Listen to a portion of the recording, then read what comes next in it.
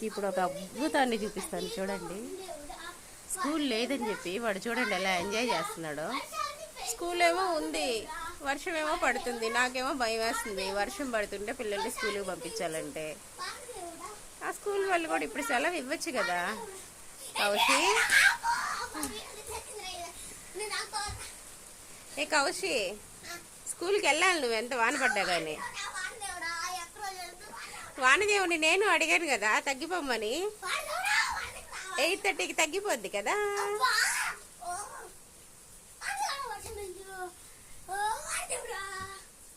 ఖచ్చితంగా తగ్గిపోద్ది ఇప్పుడు వర్షం. నువ్వు స్కూల్కి వెళ్ళాలి.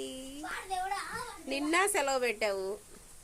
ఇట్లాగా వాన వస్తే స్కూల్కి వెళ్ళకుండా ఉంటే ఎంత ఎంజాయ్గా ఉండేదో కదా చిన్నప్పుడు. 90sలో అయితే, అంటే మాది 90s కిడ్స్ అందరూ బాగా ఎంజాయ్ చేస్తుంటారు ఆ టైంలో. ఇట్లాగే ఎంజాయ్ చేసాం కదా.